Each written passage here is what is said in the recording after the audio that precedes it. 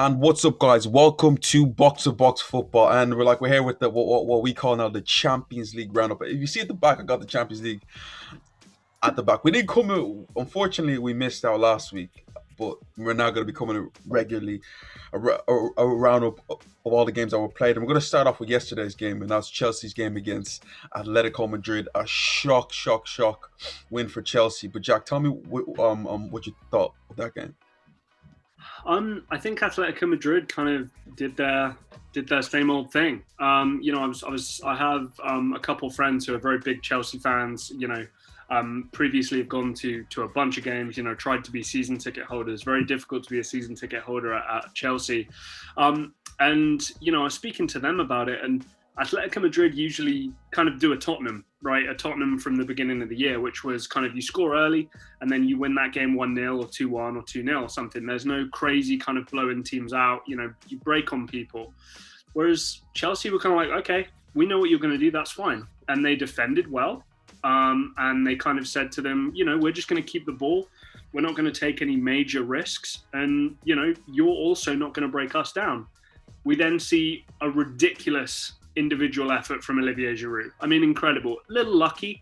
I don't think he should really be expecting the ball there, but I think that's why the goal was so good. He shouldn't be expecting the ball, but he did get it. It did come off the defender. It is a live ball. He hits that bicycle kick into the corner against one of the, if not the best goalkeepers in the world. And here we are. Then Atletico Madrid have to come out and play. Atletico Madrid can't come out and play. So to me, professional performance by Chelsea. Tuchel and his message, whatever he's saying, whatever he's doing is clearly working. They've been on a little bit of a run here. And, I'll be honest, I expected at least Atletico Madrid to get one goal. My prediction was 1-1, and fair play to Chelsea. Got to take a big sip, make sure you're hydrated. But that was it was a tough watch because I was expecting so much more from Atletico Madrid. Yes, this is Simeone's style, but if you look at how they've been in the league, they've been a lot more expansive. I understand that they don't just concede that many goals, but they actually go for games, and for them to go against Chelsea and not really offer anything like this is an amazing stat. I know Atletico Madrid were the home team. Technically, it was in neutral venue, but they were the home team. But for them to be the home team and have 0 shots on target, what does that tell you? Yep. It's for me, it's just not good enough. You've seen on a number of occasions when Chelsea were on the attack, Atletico set up as a flat 6. Thomas like Thomas Lamar, who's been playing centrally this year, was asked to play as a virtual right back, like right back throughout the game. Go on, Jack. One thing I just wanted to ask you, I'm just, and I know the stat sheet doesn't always tell the whole story of the game. 21 fouls, 2 yellow cards. Does that look right to you? Chelsea committing more fouls than Atletico Madrid that definitely does not sound right, especially when you look at Chelsea had the majority of the ball. That's quite an odd stat in a way, but correct if I'm being totally honest. But anyway, I'm not trying to make a thing out of it. It just seems weird to me. But to be fair, Atletico Madrid they didn't do anything. Like Luis Suarez isn't isn't the most mobile striker in the world. He feeds off mistakes. He feeds off things around like in and around the box. He didn't really get that. João Felix, who I remember when we had the tier list, putting him in the most expensive players, he was bottom tier. In he has shown his development throughout the time, and he's definitely coming into his own. But when you play a player so creative like that, and you basically said defend, it's hard. And then then when they did concede and they had to come out for it, they did not do anything. It was almost like a shock for Diego Simeone, and I'm thinking really, at least you can if you go ahead and get a win, you can go to Stamford Bridge, defend for your lives there, and then they could go just like you did against Liverpool. But you expect them to go for it. It's really disappointing on their side. But then you look at Thomas Tuchel, he'll probably finish that game and be like, yeah, we deserve that. They didn't do anything special. They kind of had to do what they had to do, and I think it speaks to a bigger long-term problem for Atletico Madrid. If and I don't expect this to happen, but if Real Madrid and Barcelona continue to not be quite at their powers, especially as Messi leaves Barcelona too, there is this big kind of window, you'd imagine, over the next 2 years or so, including this year, that maybe Atletico Madrid are going to have to potentially be winning La Ligas. And if they can't play football where they push the envelope, then they're gonna struggle. And it's not like they don't have the players to do that. They have so many talented Right. players. But I just want to talk on Chelsea, and I got to give Thomas Tuchel a lot of credit. Now, the first thing I seen was the Chelsea lineup, and like my brother goes to me, N'Golo Kante has to start. N'Golo Kante has to start. You see Jorginho in the lineup. You're thinking, what, against an Atletico Madrid team where like you're gonna have to do a lot of running? He anticipated that Atletico Madrid are gonna sit back and we're gonna need someone who can play the ball quickly forward. And by him putting like Jorginho there, it worked out brilliantly. He had a big decision to make between Tammy Abrams and Giroud. And God Almighty, he got it right. I don't think Chelsea did anything special, but they got what they deserved based on what Atletico Madrid gave them. Atletico Madrid didn't give anything, and Chelsea gave that bit more, and like they deserve it. The goal is just Olivier Giroud. You can put you can put his top 10 goals against any player of all time, and I got you probably smash most players. Like his. Dude, I His agree. goals are just ridiculous. It's an unbelievable goal. Yes, you said it was a bit lucky, but the anticipation of like the ricochet and then going overhead kick against the best goalkeeper in the world, a lot of people will say, I mean, it's it's not. sensational. I mean, you say, luck. It's one of those things where like because it's come off the defender, you kind of go if he doesn't react to it, you'd kind of let him off. That's why I think him reacting to it in such an emphatic way is so much more impressive. You know what I mean? Definitely, definitely. But we're gonna move on and let's talk about the second game of that day was Lazio versus Bayern Munich. And like before this game, we kind of said like, oh, it's gonna be a tough one for Bayern. We don't really see them blowing them away. We just see them going through because they're Bayern. They made us eat our words. My days, Bayern. We're Bayern, Jack. What do you think of that amazing display from Bayern Munich?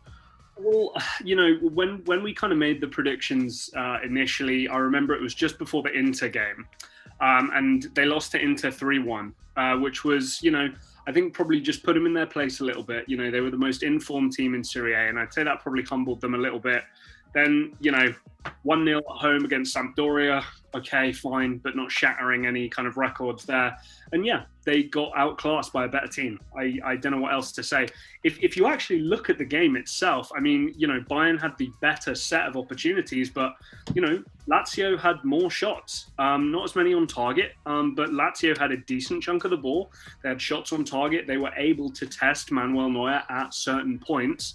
But yeah, Bayern took their chances. There's really not a lot more to say than that.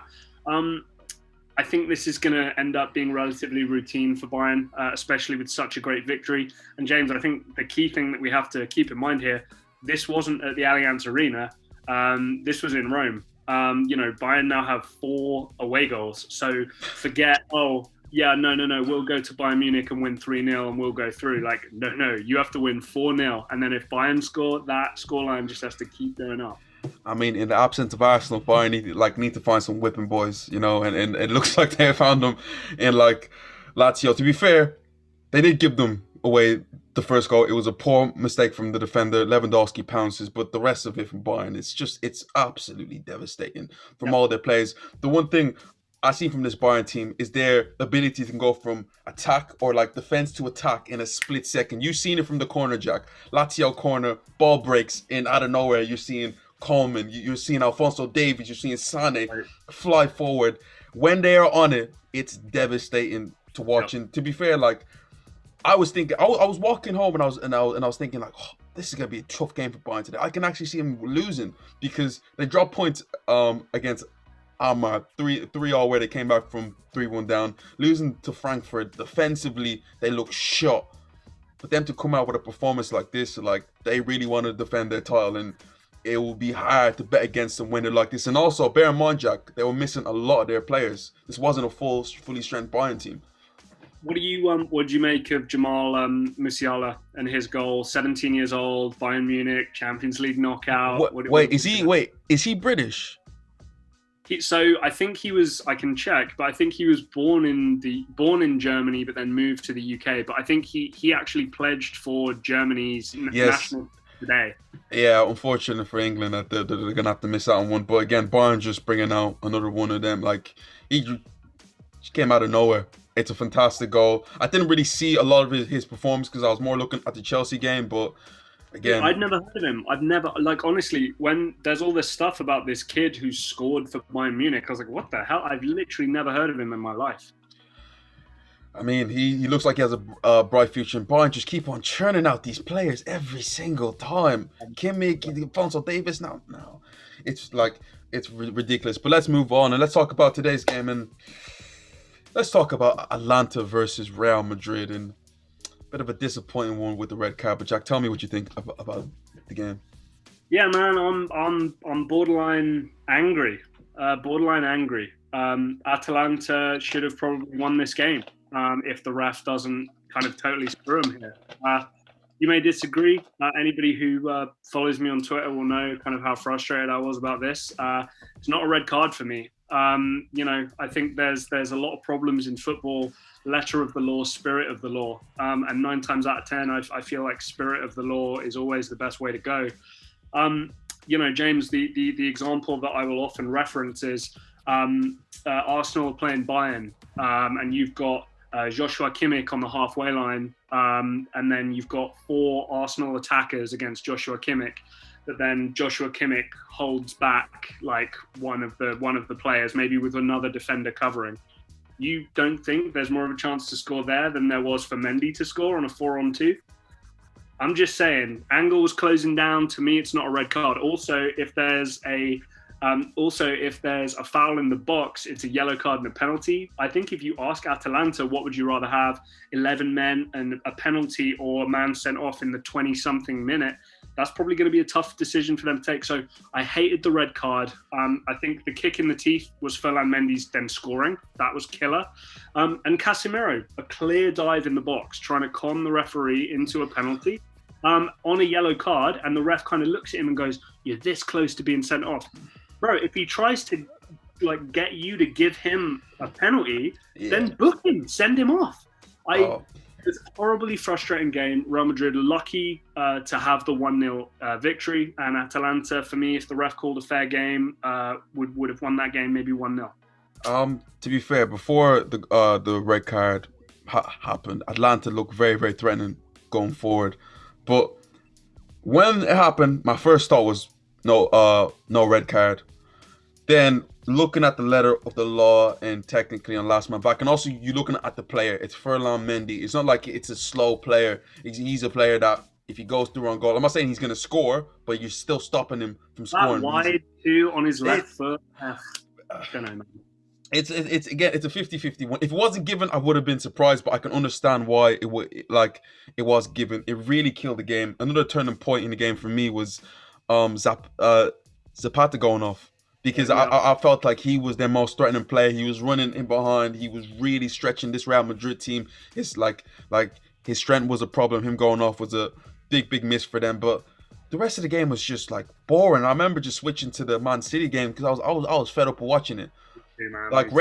Real Madrid, they're missing 9 first team players, so it's hard for them, especially their main scorer Benzema. You look at like the Real Madrid team and especially their front line. Only Vinicius were scored in the Champions League this season, which is, it's gonna be tough for them. But they kind of settled for nothing. Half chances here, they're not really threatening Atlanta. And if you were Atlanta and they offered you Ferland Mendy on his weaker foot, 25 yards out with no real run up, you say, I'll take that. But right, and that's quality. The thing. I think that's what bothered me. Like the phrase is clear goal scoring opportunity, because a goal scoring opportunity is basically a shot from anywhere. You could argue that any shot from anywhere is a goal scoring opportunity. The idea with a red card in that situation is a clear goal scoring opportunity. To me, it's not a clear. How many times do we see a player accidentally knock it too far wide, come back round, and then work it back in from whatever flank he's gone to? Yeah, I think needed none. Anyway, I don't want to come across. I could I can already tell that Jack's already hot about this like It just situation because bothers me. it's no. But to be fair, it spoiled what I was looking at as a really good game. Right. Thank you. I looked Yes. at it and I said that there was nowhere that there's not going to be goals in this game, and the red card really killed it. Atlanta going to be disappointed, but if you're Real Madrid, what a result that is! I felt even if they would have got a 0-0 draw, Right. I wouldn't have been that confident because I could see Atlanta going in there and really threatening um Real Um. Madrid on the break. But go two, on, Jack. two, two, two things just because I'd had them written down and I wanted to get them across. Zapata is a B-rate Lukaku, and I mean that as a compliment. Like that's how he was playing, like muscling around people, strong, fast, stretching guys, being threatening. And then also, it reminded me. Do you remember the Nani red card against Real Madrid in Yes. it Big reminded like me. It reminded me of that. It was like a what? A red card? What? And then you look at it and letter of the law, it's a red card, and you go, yeah, but it's not a red card. You know what I mean? Anyway, I just wanted to get that across. but Real Madrid, they get the win. It's not done yet, but it's a great result for them. Again, they're gonna have a lot of their big guns back, which is gonna be a big boost for them. But don't sleep on this tie just yet. Mhm. Atlanta showed me parts of their game where if they have 11, like they have equal amount of players on the pitch, they can definitely threaten and also win. And Real Madrid haven't been that great this year, Right. especially at home. They're not at the Bernabeu. They're playing at their training ground, sort of. So again, don't sleep on this tie just yet. But we're gonna move on to the last game, and in other news today, guys, Man City win another game of football. Basic like it's 19 straight wins for Man City against Mönchengladbach, 2-0, two away goals, easy money, Jack. What can you say?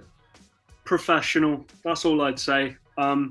They weren't kind of going to get carried away by kind of a blood in the water type. Oh, let's just kill them and then we can slack off on the away leg. It was no. We're going to stick to our principles. We're going to stick to our game plan. I remember seeing a tweet from a City fan that got a lot of attention, actually, just being like, look, Pep, we know it's a knockout and we know you're still the manager of Man City, but can we just play the football that we've been playing for the last 20 games? And I think that's what they got. They didn't overestimate Borussia Mönchengladbach. They didn't underestimate Borussia Mönchengladbach. They played their football. They noticed areas in which they were weak. They were the better team. They controlled the game. They controlled the ball, and they won 2-0. Very, very easy. Like I said, two away goals. That's what's important. And I would expect even in the return leg, if it does take place in Germany, I guess. Well, sorry, if it does take place in Manchester City, which I think it will, won't it? Or are the German authorities still trying to I'm not change that? sure. No, anyway, It should. I don't think, honestly, I don't think it matters because I fully expect a 2-0 home victory for Man City, wherever that game does take place. Yeah, just best team in the world right now, James. I don't think that's up for debate. Can you keep on? If you're looking at the power ranking, I believe we might need to do one of them again. Man City are easily on top. But my thing with this is that, yeah, easy money for Man City, but the flex from Pep Guardiola, he had the ability to bench his best player in Kevin De Bruyne, leave him on the bench.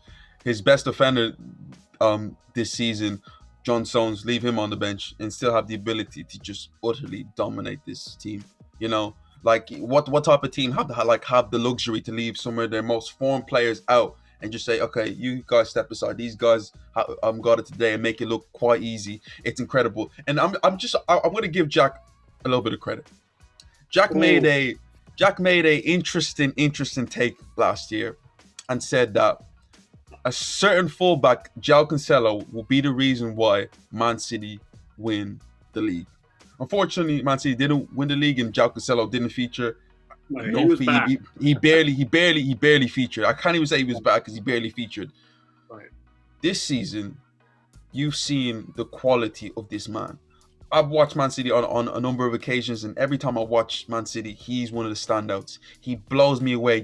Like Jack was mentioning how João Cancelo is like the perfect fullback for Pep Guardiola. The way he is, Yeah. his ability to step in to midfield, to be an inverted fullback, to play both sides, and then like when he gets forward, his end product. You like you seen for both goals he contributed, but also like the first goal, what a ball in, his ability to switch the ball for the second goal, like he is absolutely everything, and it just shows you like with Guardiola, he signs players because he believes in them.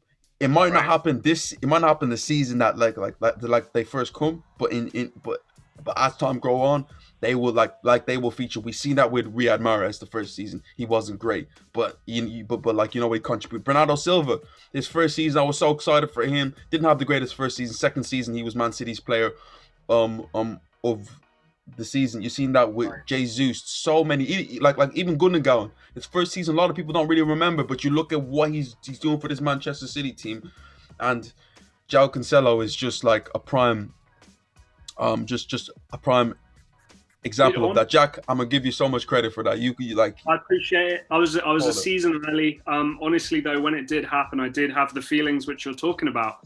This is going to be the dream fullback for Pep Guardiola. Like you say, both flanks, all that great stuff. I thought he looked fantastic. On form right now, one of the better fullbacks in the world, if not the best fullback in the world. I've got, I watch a lot more, Serie A than maybe most. I'm a big Achraf Hakimi fan, a big Theo Hernandez fan. Obviously, you need to mention the Liverpool guys too, but João Cancelo is right up there in those conversations. Alphonso Davies, I know, but he's competing with some of those names that I've just mentioned there. Another player I just want to mention, Phil Foden started the game but was also subbed off. And Phil Foden does not look like a scared little boy who doesn't want to make a mistake to upset his manager. He looks confident now. He looks like, I deserve to be out here with my teammates here. I'm that level. I'm that guy now. And I think Pep sees that. He sees it in his performances. And the fact that he subbed off means Pep's going, hey, I want this guy for the weekend. And I just think that we're going to see the ascendancy of Phil Foden. Him coming off sealed it for me. I thought in my head, it'd be like, you're trying to develop a player, leave him for 90 minutes. But Pep wants him fresh enough for the next game. And I just think that speaks volumes. I remember criticizing Pep Guardiola on the Phil Foden thing. Is what's this like? This guy's meant you talk about this guy so highly, but he doesn't play. Right. He at the end of the day, he knew what he was doing, and you see the quality. But yeah, guys, first 4 games, it wasn't as exciting as last week, but No. it was still it was not bad. If it has anything like the 2018-19 season, then I can't wait for the quarterfinals and semifinals. But right now, it's a bit here there, but we'll take it. Tell me what you think about all the games. Chelsea fans, are you happy with it?